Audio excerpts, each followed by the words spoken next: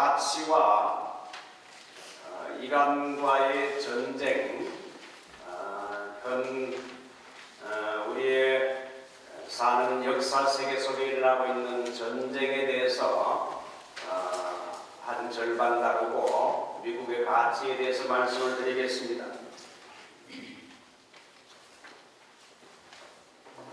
이번에 한국에 나가서 이 성경적인 시각이라는 책을 또 이번에 8번째 이 책을 발간하게 됐습니다. 이 성경적인 시각, 이 내용은 주보 뒷면에 목회 칼럼 일부와 신학교에서 신학생들에게 가르친 것, 목회자들 세미나에서 제가 강의한 단편 주제들을 모은 것을 책으로 한 330페이지 분량으로 출간하게 됐습니다. 우리 집 사람이 책 내는데 돈이 많이 드니까 이제 더 이상 책 내지 말라 했는데 이번에 한 번 더 내자 그렇게 해가지고 책을 냈습니다. 지금 100편으로 책이 오는데 오게 되면 우리 교우들에게 한 권씩 선물로 나누어 드리겠습니다. 요즘 그 새벽 기도회에 요셉에 대한 말씀을 전하고 있는데, 요셉은 애굽의 술사들도 해석하지 못하는 바로 왕의 꿈을 해석했습니다. 바로에게 준 꿈은 앞으로 하나님이 하실 일을 미리 당신에게 꿈으로 보여준 겁니다 하면서 앞으로 당신의 꿈을 해석할 때에 전 세계의 7년대 풍년이 오게 되고 그 후에 또한 극심한 7년대 흉년이 따라오게 되는데, 그렇게 말하면서 꿈을 해몽하고는 대비책까지 알려줬어요. 7년대 풍년대에 남은 곡식들을 창고에 저장해서 해놓아서 앞으로 있을 흉년을 대비해야 됩니다. 그래서 요셉은 하나님의 시각에서 그 계시의 꿈을 잘 해석하고 삶에 적용하게 해서 중동 전역에서 곡식이 없어 굶주리는 수많은 사람을 구원하는 이 결과를 낳게 했어요. 여러분, 기독교인은 요셉처럼 어떤 사건과 사물을 보고 해석을, 인터프리테이션, 해석을 잘해야 됩니다. 특별히 강단에서 말씀을 전하는 설교자는 해석을 잘해야 돼요. 자, 설교자는 먼저 좋은 해석자가 돼야 되는데, 설교자는 주로 두 가지를 해석해야 됩니다. 제일 먼저는 텍스트를 잘 해석해야 돼요. 텍스트가 뭡니까? 성경 신구약 66권을 교인들에게 알기 쉽게 잘 풀어서 뜻을 설명해주고, 교훈은 바로 이런 것이고 이 교훈을 통해서 우리의 삶에 이렇게 적용해야 됩니다. 이렇게 가이드해줘야 됩니다. 텍스트를 잘 해석하는 사람, 이 사람이 좋은 설교자라 할 수 있어요. 두 번째는 텍스트를 설명하는 것도 중요하지만 현실의 컨텍스트, 이건 컨텍스트 상황에서 일어나는 사건들과 주요한 이슈들을 설교자가 성경적인 시각으로 조명해서 성도들에게 성경적으로 볼 때 이런 것이라고 바로 해석을 해주고 평가해서 가이드를 해줘야 돼요. 그러니까 설교자는 텍스트를 잘 해석해야 되고, 컨텍스트를, 오늘의 역사 생애 속에 일어나고 있는 문제들, 미국과 이스라엘과 이란의 전쟁 같은 이 주제들을 이제 성경으로 조명해주는, 그래서 성도들에게 우리의 갈 길을 제시하는, 가이드해주는 것이 설교자의 책임입니다. 여러분, 예수님 재림 직전에 이제 일어나는 중요한 몇 가지 종말론적인 사건들, 에스카탈라지칼 이벤트, 종말론적인 사건이 여러 개 나오는데요. 제일 먼저는 지난주에 말씀드린 것처럼 예수의 복음의 흰 말이 여러분 계시록 11장 3절 말씀처럼 1260일 동안 5대양 6대주를 여러분 흰말이 달리면서 복음을 전합니다. 그래서 복음을 받아들이는 사람은 계시록 7장 여러분 4절의 말씀처럼 복음을 받아들이는 사람에게 너는 내 것이라고 성령님이 이를 치는데 여러분 소위 얼마를 구원해야 된다? 14만 4천을 구원해야 된다. 이 14만 4천은 문자적으로 풀면 안 되고 상징입니다. 요한계시록은 묵시문학이기 때문에 상징적인 계시인데 14만 4천. 자, 그러니까 1260일은 뭐냐? 예수의 복음이 1260일 동안 복음이 증거되는데 이 1260일은 예수님이 이 땅에 오신 후부터 이제 적그리스도가 이 땅에 나타나면 복음을 전할 수 없기 때문에 적그리스도가 나타나기 전까지 다니엘서 9장 27절에 한 일회에 바로 절반 전 3년 반이라 1260일 그러니까 좀 더 쉽게 말하면 신약시대 기간 동안에 신약시대 기간은 1260일로 해석하면 됩니다. 그 다음에 14만 4천은 12 곱하기 12 곱하기 1000 12는 구약의 12집파 그리고 12는 신약의 12사도 곱하기 1000은 많다는 거예요. 그러나 구약의 택한 백성들과 신약의 택한 백성들의 총수를 한마디로 14만 4천이라 그럽니다. 신천절은 14만 4천이 임하게 되면 신천지 신도 14만 4천이 이걸 문자도 풀면 14만 4천이 임하게 되면은 이 땅에 정말 신천지가 임한다 그러는데 또 어떤 사람은 14만 4천은 유대인 전도자라 이렇게 해석하는 사람이 있는데 올바른 해석이 아니라고 봅니다. 이 14만 4천은 여러분 성경 요한계시록을 보게 되면 구속받은 자의 수라고 성경에 나와 있어요. 그러니까 제일 직전에 제일 먼저 예수의 복음의 흰말이 여러분 신약시대 기간 동안에 5대양 6대주를 달려서 예수 믿고 구원받아야 할 14만 4천이라는 엄청난 많은 사람의 수를 구원하는 일이 있어야 된다. 흰말의 복음 증거 사건이죠. 두 번째, 흰말이 복음 증거하는 이제 일이 거의 다 끝나게 되면 이젠 세상 종말이 가까웠기 때문에 종말론적인 전쟁이 반드시 일어나게 되어 있습니다. 그것이 바로 흰말 뒤에 나타나는 뭡니까? 홍말, 붉은 말이라 할 수 있어요. 이 붉은 말이 나오는데 요한계시록 9장을 보면 유프라데 강 전쟁이 일어나게 됩니다. 유프라데 강은 이스라엘과 이라크의 경계선이라 할 수 있어요. 유프라데 강 전쟁이 일어나는데 이 전쟁은 한마디로 뭐냐? 세계 3차 대전입니다.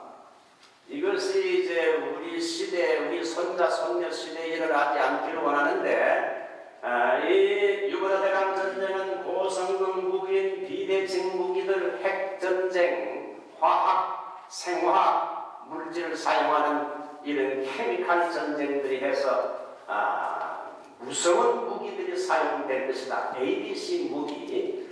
이 전쟁으로 인류 3분의 1인 수많은 사람들이 죽고 희생될 것이다. 이건 성경에 그렇게 말하니까 어쩔 수 없는 이야기입니다. 네 번째, 이제 이 유브라데랑 전쟁이라는 그 연원리는 하나님만이 아시고 14만 4천의 구원의 수가 차기까지는 이 전쟁의 바람이 불지 않도록 하나님이 홀드시키라. 전쟁의 바람이 불지 않도록 억제를 시키게 한다는 것이 요한계시록 7장 1절과 3절에 나옵니다. 그러니까 두 번째는 흰말과 두 번째는 홍말 유브라데강 전쟁이 일어나게 되고 세 번째는 그 전쟁 후에 다니엘서 9장 27절에 멸망의 미운 물건 마태복음 24장에 예수님의 말은 아주 이 멸망의 미운 물건이 나타나는데 이 바로 적그리스도 엔티크라이스트 혹은 엔타이크라이스트다. 이 적그리스도가 등장하게 된다. 적그리스도가 누구냐? 엔티라는 말이 뭐냐? 이건 이중적인 의미인데 그리스도를 against 아주 반대하고 그리스도를 핍박하는 자, 그리스도를 반대하는 자가 적그리스도일 뿐 아니라 instead of 그리스도의 자리를 가로채거나 그리스도를 자기가 대신해서 그리스도처럼 숭배를 받으려고 하는 자가 바로 이 적그리스도인데, 적그리스도가 이제 유브르강 전쟁 후에 나타나서 이제 경제와 정치와 여러분 종교를 완전히 통합해서 기독교인들이 엄청나게 핍박을 받고 순교할 것으로 내다봅니다. 자, 그래서 앞으로 이제 지금 현재 미국과 이스라엘은 이란과 전쟁 중에 있는데, 미국이 이란과 전쟁하는데 이 전쟁이 앞으로 어떻게 확대될 것인지, 여기서 끝날 것인지 아무도 몰라요. 그러나 이 전쟁은 하나님의 섭리 가운데 일어나는 전쟁입니다.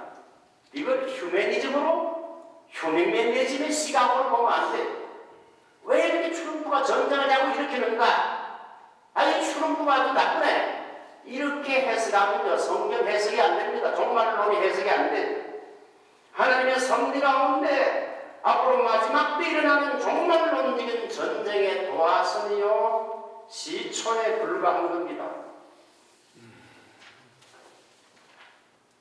자, 그렇다면 앞으로 이제 종말론적인 마지막 그 전쟁이 언젠가는 일어날 텐데, 그것은 교회 시대가 거의 끝날 때, 선교 시대가 끝날 때 일어나는데, 이 종말론적인 전쟁이 일어나면 목사님 어떤 양상으로 그 전쟁이 진행됩니까? 한마디로 하면 세계가 딱 둘로, 남북이 나뉘어서 딱 둘로 나누어져.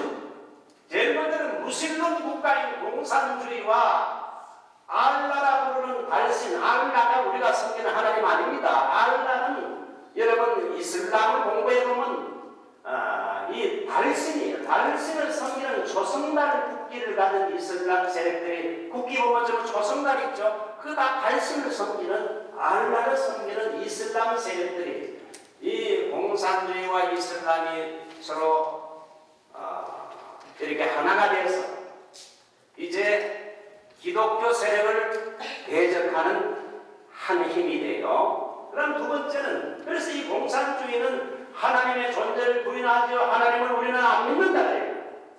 종교는 악편이라 그래요. 이슬람은 예수님의 십자가에 죽으심과 부활을 부인합니다. 그렇기 때문에 이 하나님을 부인하고 예수 그리스도의 십자가에 죽으심과 부활을 부인하는 공산주의와 이슬람이 결합해서 하나가 되어서 마지막 전쟁의 한 편을 움직입니다. 그 뒤에는 뭐가 있습니까? 불원용 사탄이, 공산주의와 이슬람 뒷배경에 불원용이 있다는 것이에요. 자, 두 번째는 하나님을 믿는 기독교 영향권 아래에 있는 미국을, 하나님이 미국을 지금 사용하신 미국을 중심으로 영국과 이스라엘과 호주, 일본 등이 하나가 되어서 이 자유 세력들이 이 공산주의 세력과 한판 전쟁을 하고, 어떻게 보면 신학적인 전쟁이죠. 무신론과 유신론의 전쟁이요. 여러분 기독교를 믿는 사람들은 보면 대개 성경의 가치에서 나온 자유민주주의 국가들이 서로 하나가 되는 겁니다. 자, 우리가 살았고 두고 온 조국은, 우리 한국은 소속을 분명히 해야 돼요.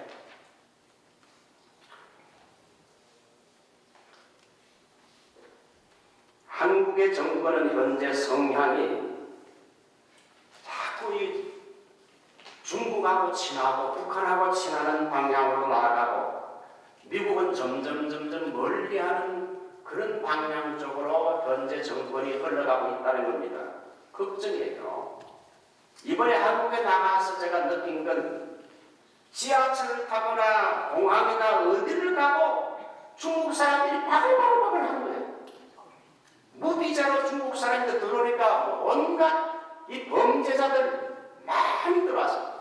제가 묵고 있는 어머니 아파트에서 제가 잠깐 지내다 왔는데, 그 대림동에는 중국 사람이 절반 이상이라, 전부 막 중국말을 하고 막 중국 방문하는데도 전부 중국 사람들이라. 야, 이거 한국이 중국에 지금 잡혀 먹혀 들어가고 있구나 걱정을 하고 한국이 중국에 점령당하고 있다. 그러니까 한국은 소속을 분명히 해야 돼. 한국은 우리 한미 동맹을 지금까지 맺었는데 미국과 동맹을 맺고 있는 한국도 소속을 분명히 해야 돼. 미국에 붙을 것인가 공산주의 중국에 붙을 것인가 반드시 소속을 분명히 해야 돼.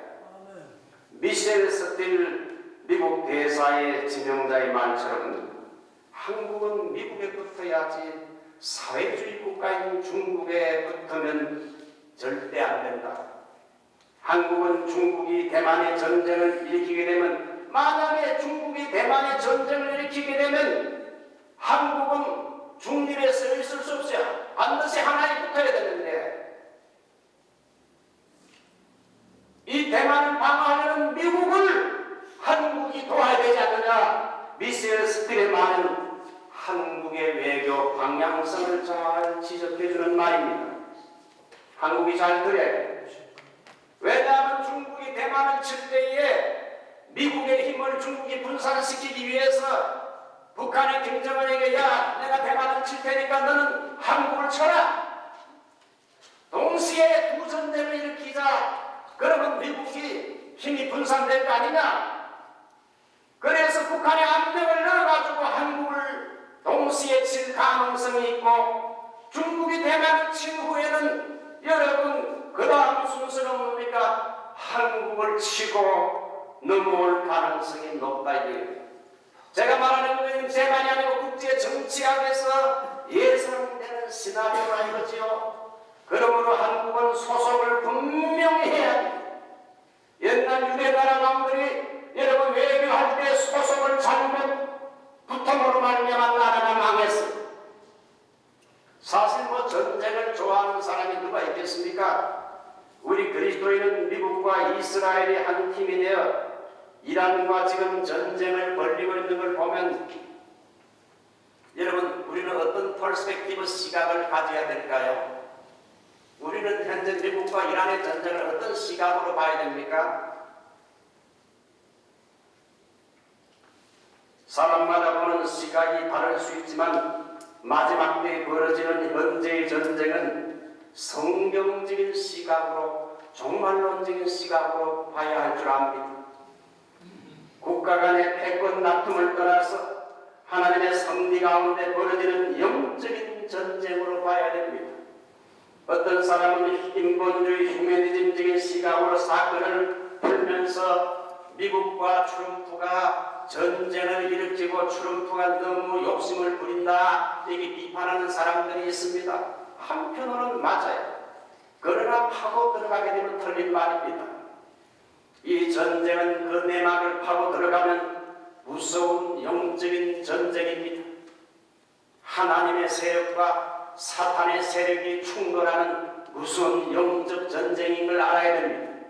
마지막 전쟁은 하나님을 인정하는 기독교와 하나님을 부인하는 공산주의 이슬람 세력이 한편이 돼가지고 꽝 붙는 것이 한판 전쟁, 유브라데강 전쟁이라 할 수 있어요. 이슬람의 배후에는 공산주의 중국과 러시아가 자리 잡고 있지요. 자, 그래서 이 전쟁은 영적인 눈으로 보지 않으면 오해하고 이해가 안 돼. 정치적인 좌파와 우파 간의 세력 다툼을 넘어서 거짓의 아비 사탄의 하수인들과 기독교 세력과의 전쟁인데 미국과 이란의 전쟁을 우리가 이해하려면 이제 미국이 중시하는 가치 세 가지를 알아야 됩니다. 이 책에도 그 내용이 잘 나오는데 자, 미국이 중시하는 가치 세 가지 한번 잠깐 살펴보죠. 제일 먼저가 뭡니까? 프리덤, 자유입니다. 여러분 미국은 자유민주주의 국가요. 한국도 자유민주주의 국가라고 합니다. 여러분 자유민주주의는 뭘 말합니까? 자유주의와 민주주의 이 두 가지로 돼 있어요. 자유주의와 민주주의. 자유주의는 뭡니까? 개인의 자유를 굉장히 중시하는 겁니다. 그리고 민주적으로 한다는 거죠. 북한 조선인민공화국이라 합니다. 북한도 민주주의라고 하지만 거기에는 개인의 자유가 빠져 있어요. 문재인은 과거 한국의 헌법에서 자유민주주의의 자유를 빼려고 시도했고, 현 정권도 친미가 아닌 친중 노선이기 때문에 나중에 이제 국회의원 수가 많아지고 이제 개헌을 하려고 하는데 자유라는 명칭을 빼려고 시도한다는 말이 벌써 들리고 있습니다. 여러분, 한국에서 자유민주주의에서 개인의 자유를 빼버린다는 건 사회주의 체제로 전환하는 것과 똑같은 말입니다. 자유를 빼버리면 북한처럼 이란처럼 전체주의 국가가 되어서 개인의 자유, 표현의 자유가 그 다음부터 사라지게 되는 거지요. 미국이 좋은 게 뭡니까? 자유, 개인의 자유를 강조하는 민주주의 국가라요. 여러분, 공산주의와 여러분 자유민주주의가 무엇이 다릅니까? 공산주의는 개인의 자유보다 국가가 더 중요하기 때문에 국가를 위해서 개인의 자유를 말살하고 개인의 자유는 희생해야 된다 강조합니다. 그래서 사회주의, 공산주의 국가를 전체주의 국가라고 해요. 국가를 위해서 개인의 자유는 희생해라. 전체주의 국가는 여러분 개인의 표현의 자유를 제한하지요. 사람들이 입을 틀어막습니다. 조금만 국가에 대해서 부정적으로 말하고 대통령에 대해서 부정적으로 말하면 소송을 당하고 여러분 감옥에 가게 됩니다. 인권을 억압하지요. 그래서 독립전쟁 당시 버지니아 의원이었던 패트릭 헨리는 자유가 아니면 죽음을 당하고, 미국은 표현의 자유가 있는데 이것은 개인의 자유에 속하고 미국의 수정헌법 제1조가 바로 표현의 자유, 인간으로 태어난 개인의 자유를 제한하는 건 독재를 의미하고 전체주의를 의미하고 인간의 기본권이 억압당하는 것을 말하는데, 우리가 개인의 자유가 가장 많은 이 미국 땅에서 살게 된 건 하나님의 축복입니다. 할렐루야! 할렐루야! 여러분, 미국에서 살게 된 건 참 하나님의 큰 복이요. 왜? 개인의 자유가 가장 인정해 주니까. 미국의 독립선언서 제2장을 보면 정부는 국민의 생존권, 자유, 행복, 추구권을 위해 국민들의 손으로 세워졌으므로 권력은 국민으로부터 나온다.